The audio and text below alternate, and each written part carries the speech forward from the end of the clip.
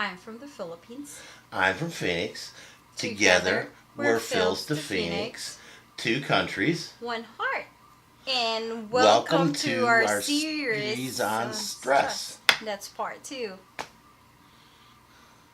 So, yeah, Yeah, we'll have to be honest with you. We just did this, and the camera never recorded. that's stress. But anyways, it's just how we deal with stress as a general and the surroundings. Yeah, this is gonna be a three-part. We're in a part two of this. The first part we talked about the differences in stress Stress. between Philippines and here, Yes, and and now kind of it's came to the conclusion that the U.S. yeah, that's more stressful here, and definitely different kinds of it's stress. just perspective too, I will say. Yeah. And today we're going to be talking about how we deal with stress outside the home, what Yes. the jobs and culture and everything else does for our stress levels and how we cope with it. Yes. And in the last part, we'll discuss what we do with for dealing with stress in the home, in the marriage. Yeah, so we'll give you a situation, let's say, how we handle traffic here in the US compared to the Philippines. So here, I will be honest, I'm not driving. I'm not driving. I'm just a passenger. But I will say, I'm stressful. One is because they drive so fast. Two, it's like they're like competing. They're like a racer car, something like that. And two is like I'm stressful some days with the driver.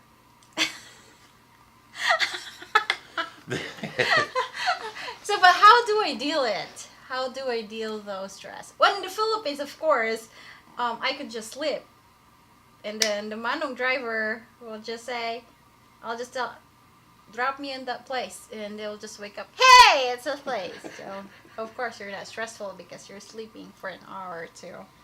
Here, I here either I shut down or not talk, or I'll just deal with it. Of course, I Yeah, deal traffic here can be a nightmare, with it. and it is kind of like somebody sounded the starting horn at the Indy 500 around 5 o'clock. Yeah. People out here are on their way home that they kind of give the impression they're out to break land speed records trying to get home. And I've been with her doing 15 above speed limit on the freeway and had somebody blow by me doing 30 and 40 above speed limit. Yeah. And that's not terribly uncommon. The major streets here, the speed limits are 45. I'll normally be doing 50, 55, and I will frequently get past, usually at least a couple times on a couple mile drive. And even in the side streets where the speed limits are 25, it's not uncommon to see people doing 35 and 40 in residential areas. Driving in Phoenix is a bit of a challenge and insane. And yeah, I kind of cause a little bit of stress in the car by the way I handle the stress of that. Yeah. In that I am a very vocal person when it comes to stress. I'm one of these people you'll see screaming at drivers and such, but 10 seconds later I'm perfectly fine. It doesn't bother me after that. I don't carry it past that initial scream. Yeah. And yeah, when she was first riding with me here in Phoenix, that it was kind of an adventure for her, and she thought I was angry about it, and it's just the way I deal with the stress, by being rather vocal and letting it out all at once. That's And true. I learned to deal with it. I learned to be understanding on it because at first I just don't understand. But as time goes by, the more the time we spend together, I understand. But some days, I'll be honest, I'm still a little bit stressful. On some and days. there's some days that I can get extremely vocal with some of these people, and uh, a lot of it is just the way people drive out here. That there's no common sense, there's no rhyme or reason to what a lot of these people do, and it annoys me at no end. And I look forward to getting out of here. Driving in Phoenix is stressful. Haven't done a whole lot of driving in California, mainly in San Diego, and traffic is bad. But I would say Phoenix is more stressful for driving. For driving. I haven't driven in the Philippines other than in Scooter. a scooter in a small town. And the And that wasn't stressful at all for me. That I It's actually fun. kind of enjoyed that. That was fun. We're scared, the watcher. The people who watch you drive. Like, are you I- sure? Are you sure? I was actually thinking about my first trip there when we were up in Boa Boa. Yeah. This last trip that they let me borrow a scooter for a day, Yeah. one of the tricycles, Yeah. and it was an adventure driving that because I'd never driven a sidecar vehicle like that, Mm-hmm. and it took me a little bit getting used to having that extra 4 foot off to the side, Yeah. and so it was a little bit of an adventure for me. And yeah, I wouldn't say it was stressful for me in that, but it was a learning curve that I needed to get through, and unfortunately the gentleman needed it back the next day, so Yeah. that or he was nervous to let me drive it for the next day. I'm not sure which, but yeah, hey. Uh, Okay. but it was kind of fun, and I look forward to doing that again. Not in Cebu, Manila, or some of the other big cities, though. That's true. So scenario number 2, like at work or how I deal with it. Okay, give the scenario. Let's say pretty much it would be stressful because I already have too much, or I have a lot of clients and they're needy and they want things done and they have like escalations and I need to fix it. On top of that, if someone is out, of course I need to cover and I need to process payroll and of course the people in the team, their attitude and behavior. It's just the personality. But one thing I learned is either you need to be quiet.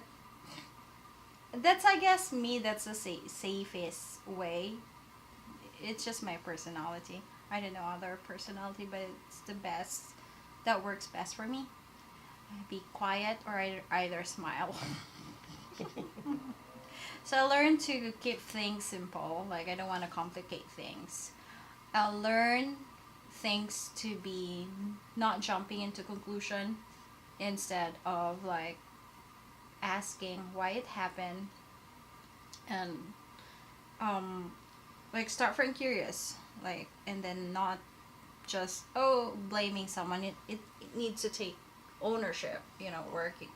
We learn, or our company teach us the values of like taking ownership, taking accountability, and it's actually really helpful for avoiding stress because you're not just blaming other team, whoever the fault is. You just need to take ownership because you're a team, as a company wide. And I learned to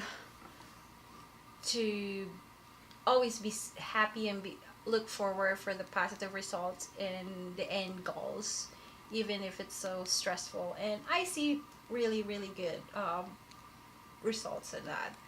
So that's me. And sometimes I normally write. So one thing that helps me to avoid stress is either write down my emotions for the day.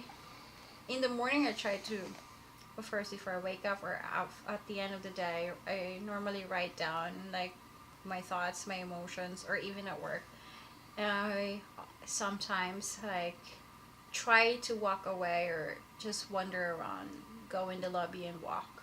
It actually helps, you know. Mm-hmm. And that's it for me. I have some people. I talk. I try to like socialize, but not that as often as I could because I need to focus on my job.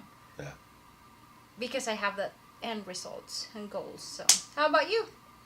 Well, you also vent out a lot on the way home. Oh yes, that's true.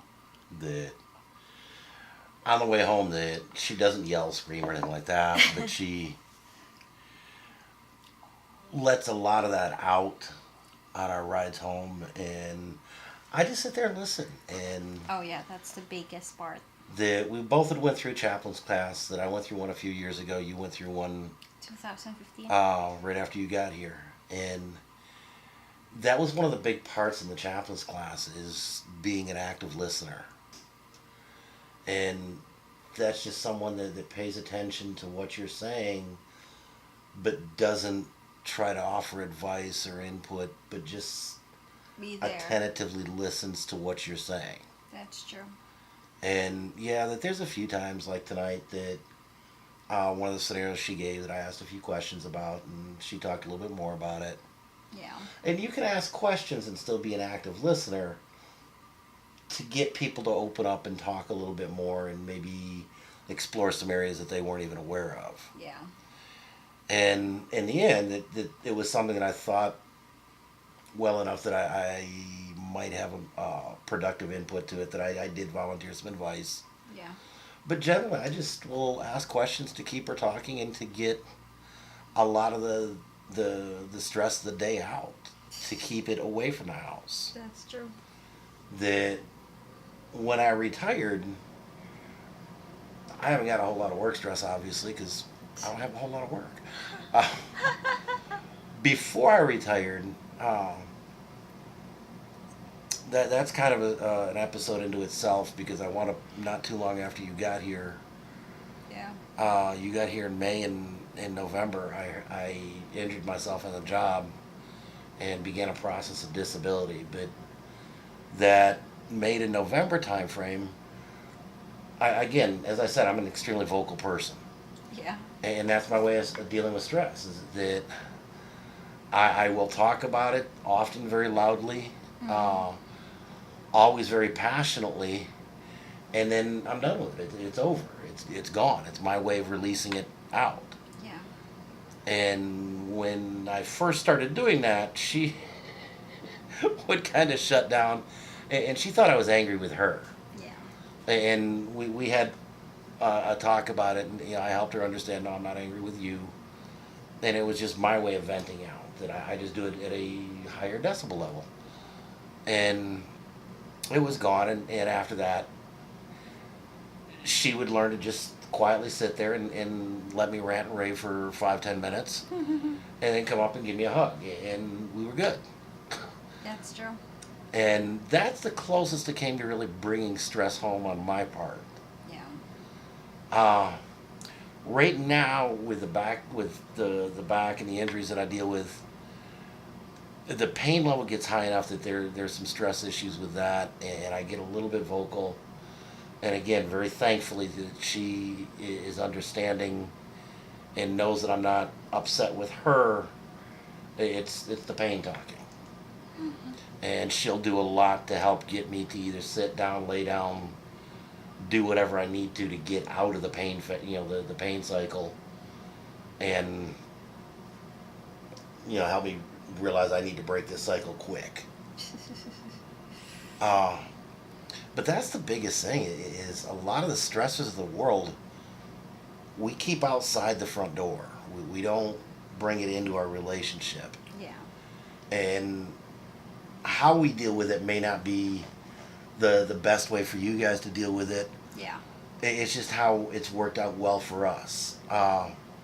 In a lot of ways, it's really complementary to each other. And I agree. That's true.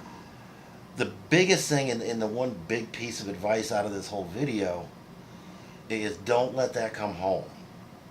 That if you're in a fil-am marriage, you're already dealing with language and culture issues. The food and everything. There's going to be enough stress in that you deal with, but keep the job stress, the driving stress, the social stress. Everything. Keep that out the door. Don't be supportive as a spouse. Be there and listen. I agree. That's one Don't thing. take what they say personally, and if you're the one doing the venting, don't make it personal. That's That your spouse didn't have anything to do with it. I agree. And in addition to that, it's be understanding and always always check, always understand the other's perspective or the other's shoes, because you never know. Just don't jump into conclusion. You're right. I agree with you. Like, listen and just don't jump in and like, talk about different story. But that's really the biggest advice out of it as we can give you on this is just That's what works best for us. keep the outside stress outside. Yes. Now in the next part we're going to talk about the stress you guys cause each other. That would be interesting. And that's going to be Interesting. That's going to be a good video. So, I guess that's it. But I would say that's it, and thank you so much. Thank you so much for listening, and don't forget to like, comment, and subscribe. We're getting some more subscribers, so that's actually really cool. Help the channel grow.